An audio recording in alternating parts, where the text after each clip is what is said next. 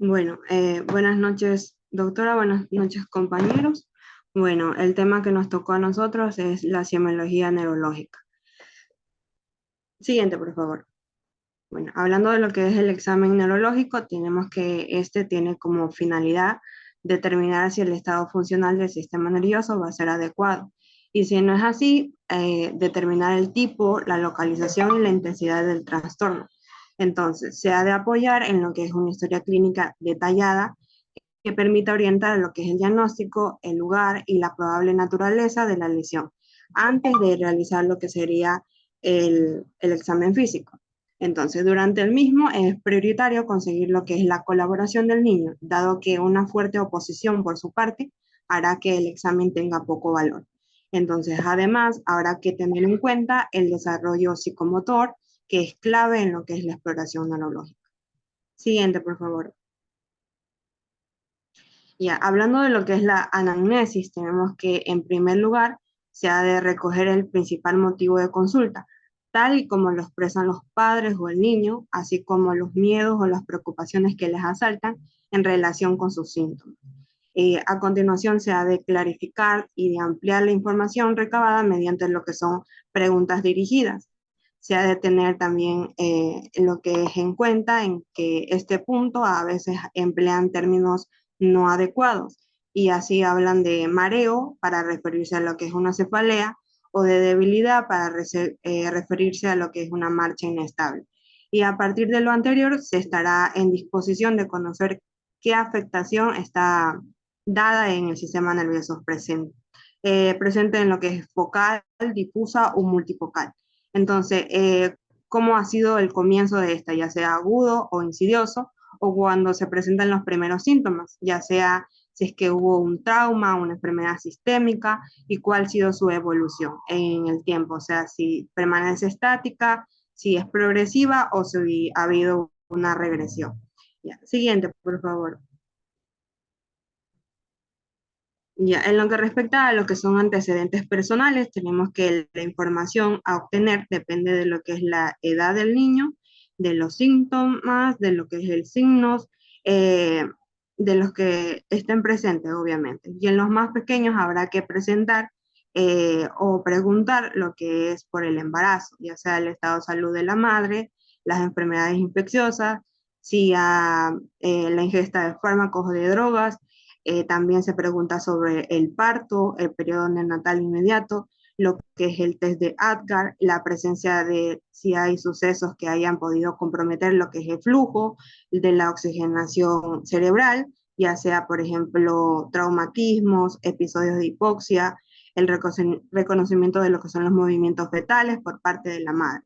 Asimismo, se recogerá en detalle la edad en que fue adquiriendo también estos hitos de desarrollo, o sea, la impresión por parte de los padres sobre si dicha consecución fue normal o retrasada y suele ser bastante fidedigna a la opinión de estos al respecto. En lo que refiere a los antecedentes familiares, tenemos que se recoge información sobre el estado de salud de los padres y de los hermanos, también la presencia de signos similares en otros miembros de la familia que sugieren también una enfermedad hereditaria. Y en algunos casos se realiza un genograma para clarificar si que hay o no un patrón de herencia. Siguiente, por favor. Ya, en base a lo que es la exploración física general, tenemos que desde vista de la consulta, mientras se realiza también esta historia clínica, se observa el comportamiento espontáneo del niño. O sea, ¿qué quiere decir esto? Si hay interés por el entorno, si hay una interacción con sus padres, si hay esta sedestación, si está bien la postura, la marcha, y además se logra interactuar con él a través de determinados juegos. Se podrá también valorar lo que es la visión, la audición, la coordinación e incluso la función intelectual. También mediante lo que es la inspección se valora la presencia de dismorfias, si que hay signos cutáneos sugestivos, o sea, 3 o más manchas en hoja de fresno, deben orientar hacia una posible esclerosis tuberosa, al igual que si hay la presencia de estos angiofibromas. Podemos también observar asimetría de los miembros, una hemiparesia congénita, también signos de espina bífida oculta, cuando hay, por ejemplo, decoloración cutánea, cuando está un hoyuelo por encima de lo que es el pliegue interglúteo, también lo que es el mechón de pelo, el lipoma subcutánea, si hay pliegue interglúteo de forma oblicua. Y entonces, como parte de la exploración general, se realiza la medición también del peso, de la talla, de este perímetro craneal, y se comparará obviamente, con los estándares de referencia. Y en caso de observar que si hay hay macro o microcefalia, debe considerarse también el tamaño del niño, correlacionar el PC con la edad y talla, la edad que se obtiene al situar la talla del niño en el percentil 50, por ejemplo, de la gráfica de la edad-talla. ¿Ya? Y en la exploración también general se complementa la palpación abdominal. Se puede observar lo que es hepatoesplenomegalia en enfermedades por acúmulo, ya sea de una enfermedad llamada de Gaucher o la de Niegma-Pick, enfermedades del glucógeno, y también en la auscultación es importante esta auscultación cardíaca para ver si hay lesiones cardíacas que pueden ser de origen de accesos, de infartos cerebrales, y también lo es la valoración de cómo está el cráneo. Siguiente, por favor. Ya, en cuanto a la exploración neurológica, conviene seguir lo que es una sistemática, aunque la secuencia puede ser modificada, que incluya tanto el estado mental, los pares craneales, el estado motor, el cerebeloso y el sensorial. Ya, en el estado mental tenemos que comprender una valoración del desarrollo psicomotor, de habilidades motoras, del desarrollo del lenguaje, de la interacción con los padres y con el examinador. Ya, siguiente, por favor. Ya, hablando de los pares craneales, tenemos que, por ejemplo, el olfatorio 1, este primer par, por lo general no se explora. Entonces, resulta permanente cuando existe sospecha de una fractura de la lámina cribosa, cuando existe hipertensión intracraneal o trastornos del comportamiento sugestivo de algún tumor en lo que es la base del lóbulo frontal, y para ello, ¿qué se hace? Se emplea sustancias conocidas no irritantes como chocolate, jabón, pasta dental. Ya. En el segundo par, el óptico, su evaluación comprende el examen de la agudeza y del campo visual, de la visión de los colores y de la oftalmoscopia. Ya, en el tercer par, el que es el motor ocular común, el patético y el motor ocular externo, son los nervios oculomotores y se exploran conjuntamente, entonces pidiendo al niño que siga los desplazamientos de un objeto en todas las direcciones. También para ver la parálisis de alguno de estos pares pone de manifiesto lo que es el estrabismo. También se ha de valorar la respuesta pupilar a la luz, o sea, si es que hay este reflejo fotomotor, y a la acomodación, si es que hay miosis a la próxima del dedo del examinador a unos 10 centímetros de la nariz. Ya, el quinto par, que es el trigémino, la rama motriz inerva estos músculos masticadores y se explora también pidiendo al niño que apriete los dientes y que puedan palpar los maceteros, a lo que abra la boca contra la resistencia. Entonces, la rama sensitiva recoge todos los impulsos sensitivos de lo que es la cara, por encima de las cejas, sobre el labio superior y el mentón, y permite reconocer si hay estímulo provocado por una torunda de algún algodón mientras se mantienen los ojos cerrados. En el facial valoramos este par craneal más frecuente, es el que más frecuentemente se lesiona, bien a nivel central o en su recorrido periférico. Entonces se explora observando la expresión facial espontánea, si es que hay alguna simetría en la apertura palpebral, la comisura bucal, en los surcos nasogenianos. También en la rama superior, que se explora pidiendo al paciente que eleve las cejas, cierre los ojos, que frunza la frente, y la inferior pidiendo que sople o que infle las mejillas, que sonría, y la rama sensitiva que recoge el gusto de los 2/3 anteriores de lo que es la lengua. Y para explorarla se podrá aplicar lo que es una solución salina o o sea, alguna con azúcar o un lado de la lengua extendida. Tenemos el par octavo, que es el vestíbulo coclear, en la que en los más mayores se podrá valorar la audición de cada oído mediante lo que es el empleo de un diapasón. Siguiente, por favor. Ya, entonces, este diapasón se podrá comparar si está con la del examinador.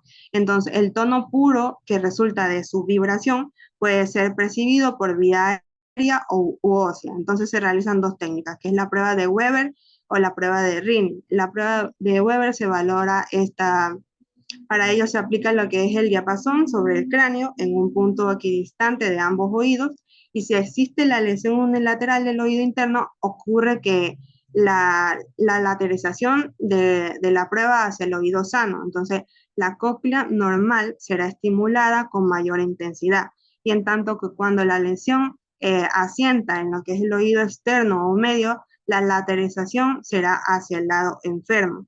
Y otra prueba va a ser la de RINE, que con esta se compara la transmisión del sonido por vía aérea u ósea, y colocando de forma alternativa de este diapasón en la apófisis mastoides y luego frente al pabellón auditivo. Y entonces, en condiciones normales, la percepción será mayor y más prolongada por la vía aérea.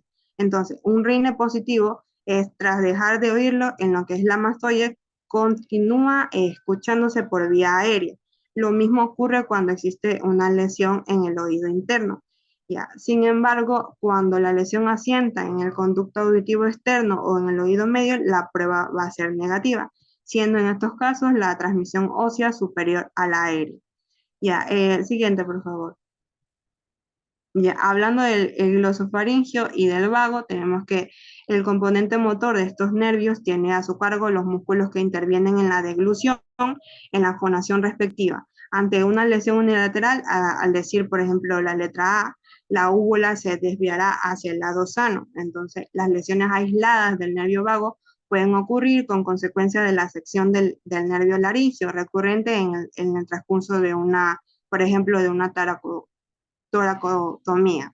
Ya, pero también cabe observarlas en niños con una malformación de lo que es el Chiari tipo 2.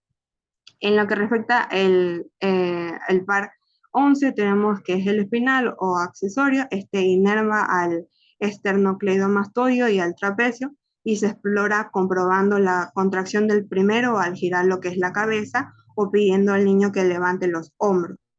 Y el último par, que es el hipogloso, tenemos que se explora pidiendo que saque la lengua y la mueva en todas las direcciones, y también solicitando que repita fonemas, ya sea la K, la S, la T. Y en la parálisis unilateral de la lengua, al sacarla, esta se desvía hacia el lado afecto.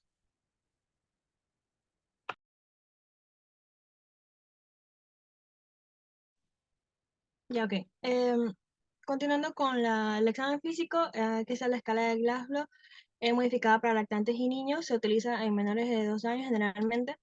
Un momentito.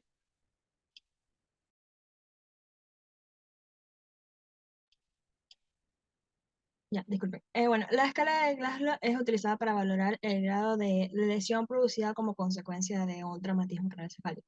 En primer lugar, con esta escala se puede valorar el nivel de conciencia del menor y la posible existencia de un déficit. Asimismo, por otro lado, se valora la duración de la pérdida de la conciencia o la alteración de la misma. Bueno, asimismo, como en la escala de Glasgow, vamos a tener 3 puntos por valorar. Primero, la respuesta de apertura ocular eh, de 4 puntos será cuando un niño mayor a 1 año responde de una manera espontánea, y asimismo, si es que responde de manera espontánea en un niño menor a 1 año, corresponderá a 4 puntos. En el caso de que se le dé 3 puntos a esta respuesta ocular, es cuando el niño mayor a 1 año responde a la orden verbal y el niño de menor a 1 año responde al grito. 2 puntos cuando el niño, el lactante, mayor a 1 año responde al dolor y asimismo el menor a 1 año. Y 1 punto si es que no responde a nada de esto. Ahora, la respuesta motriz serán 6 puntos. 6 puntos corresponderán si es que el niño mayor de 1 año obedece a las órdenes y si el niño menor de 1 año tiene una respuesta espontánea. En el caso de que sean 5 puntos, es cuando en ambas edades localiza el dolor, 4 puntos al defensa al dolor, 3 puntos cuando hay una flexión anormal, 2 puntos a una extensión anormal y 1 punto cuando no la hay, cuando no hay respuesta motriz. En el caso de la respuesta verbal, así, aquí serán sin embargo 5 puntos. Cuando el niño mayor de 1 año responde, o sea, se encuentra orientado y conversa, corresponderá a 5 puntos. Cuando el niño menor de 1 año balbucea, también corresponderá a 5 puntos. En el caso de que el niño mayor de 1 año tenga una conversación confusa, corresponderá a 4 puntos. Y asimismo, cuando el niño menor de 1 año llora, pero de una manera consolable. 3 puntos serán cuando el niño mayor de 1 año emite palabras inadecuadas y el niño menor de 1 año llora de manera persistente. Y o sea, tendrán 2 puntos en el caso de que el niño mayor de 1 año presente sonidos raros y cuando el niño menor de 1 año gruña o se queje. Y 1 punto cuando no tenga respuesta verbal. Siguiente. Bueno, entonces, con la función motora, en sí, la valoración de la fuerza muscular se va a dar de manera cuantitativa y se puede realizar por medio de la escala de British Medical Association, donde se puntúa como 0 la ausencia de la contracción muscular y 5 la presencia de un movimiento normal. Desde el punto de vista práctico, puede ser valorada observando cómo juega y camina el niño. Digamos, la normalidad del gateo, de la marcha, de la capacidad de subir escaleras, supone normalidad de la musculatura proximal de las extremidades inferiores y de la cintura pélvica. En un niño de 4 o 5 años, el poder caminar de puntillas y talones refleja aquí, sin embargo, la normalidad de las musculaturas distales. El poder coger un objeto que está por encima de la cabeza indica que el niño tiene suficiente fuerza en los miembros superiores como para oponerse a la gravedad. Y en un lactante se puede observar si se sostiene de los pulgares del examinador para levantarse, que esa es la fuerza de agarre. O puede ser levantado por las axilas, que es normalidad de la cintura escapular. Ya, también van a haber maniobras clásicas para poder examinar la fuerza de diferentes grupos musculares, como van a ser las maniobras de Gowers, la maniobra de barré de las extremidades superiores y la de Miganisi. Sí. La maniobra de Gowers, aquí sin embargo se le pide al niño que pase de la posición de decúbito supino a la de bipedestación. Entonces los niños que tienen con miopatías, primero giran a prono y luego se enderezan apoyándose en las rodillas. Es decir, trepan por la rodilla. La maniobra de barre de extremidades superiores, aquí se le pide que ponga sus brazos en horizontal con las palmas hacia arriba y mantenga dicha postura. Si existe pérdida de la fuerza, caerá uno o ambos brazos. Y la maniobra de Miganisi, sin embargo, explora la fuerza de las extremidades inferiores partiendo de una posición de decúbito supino y se le pide que flexione los muslos sobre la pelvis y mantenga las piernas elevadas horizontalmente. Entonces, ante la presencia de una debilidad muscular, se debe valorar si es aguda o crónica, si es generalizada o localizada, si es predominio proximal o distal, si se asocia o no a atrofia muscular. Siguiente. Ahora, para valorar el tono, aquí se van a valorar 3 puntos. La extensibilidad, la pasividad y la consistencia a la palpación del músculo. En los lactantes, el tono puede ser valorado observando la postura. En condiciones normales, se observa una postura en flexión, en tanto que una postura en pierna de rana se sugiere que es hipotonía, como vemos en la imagen. La hipotonía y debilidad puede ocurrir de forma separada o en combinación. Ya. Y si ambas están presentes, pues se asocia a una hipo o a reflexión. En cuanto a las hipertonías, se distinguen dos formas clínicas de presentación que van a ser la espasticidad y la rigidez. La espasticidad sobre todo va a ser de origen piramidal, es decir, a nivel de la neurona superior, en la que se observa el fenómeno de la navaja de muelle, la cual es la resistencia al músculo que se vence al golpe del comienzo y el movimiento continúa sin esfuerzo. Y la rigidez es de origen extrapiramidal, que cursa con resistencia cerea o en fenómeno de rueda dentada, donde la resistencia se va venciendo de forma escalonada. Siguiente, por favor. Ya. Ahora, con relación a los reflejos, esas van a ser las respuestas motrices involuntarias a estímulos sensitivos y aquí se van a poder diferenciar dos tipos de reflejos, los osteotendinosos y los cutáneos. Con relación a los osteotendinosos, eh, al aplicar un estímulo sobre un tendón, una prominencia ósea, se produce una contracción refleja del músculo correspondiente. Entonces aquí se debe valorar la simetría y la magnitud del mismo. Si es que hay una hiper o una hiporrespuesta. Y se aconseja que el examinador apoye la articulación en su brazo y deje caer el martillo de reflejo sobre el tendón como si fuera un péndulo. En el caso del reflejo maceterino, mientras el niño permanece con la boca abierta, se coloca el pulgar sobre el mentón y se golpea sobre él con el martillo de reflejos en el dedo, lo que provoca que él cierre la boca. El reflejo bicipital, aquí sin embargo con el antebrazo flexionado en ángulo recto a nivel del codo, el examinador coloca el índice en niños pequeños o el pulgar en mayores sobre el tendón del bíceps y percute sobre su propio dedo. Y la respuesta es una flexión del antebrazo. Con relación al reflejo rotiliano, puede explorarse mientras el niño está sentado o está en descúbito. En el primer caso, las piernas han de estar péndulas. Si están de cúbito, se pasará el brazo izquierdo por debajo de las rodillas para conseguir una semiflexión de la pierna. Se percute el tendón del cuádriceps por debajo de la rótula y la respuesta consiste en la extensión de la pierna sobre el muslo. Y el reflejo alquilio consiste en doblar la rodilla ligeramente y colocar el pie en ángulo recto. Al percutir sobre el tendón de Aquiles ocurre una flexión plantar del pie. Siguiente, por favor. Con relación a los reflejos cutáneos, son producidos por estimulación de la piel o de la mucosa. Y bueno, en la clínica los más útiles son el reflejo corneal, en el cual por medio de un contacto con la torunda de algodón con la córnea provocará el cierre de los párpados. Los reflejos abdominales es que estando el niño en decúbito supino, el roce de la piel del abdomen con un depresor de los lados hacia la línea media provocará una contracción de los músculos abdominales homolaterales.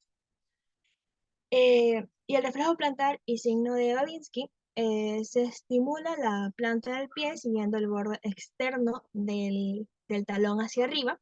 Y la respuesta normal es la flexión de los dedos. Y cuando existe una afectación de la primera motoneurona, que es una respuesta patológica, ocurre flexión dorsal del primer dedo y separación de los demás dedos. Y eso es lo que se lo denomina como signo de Babinski. Gracias.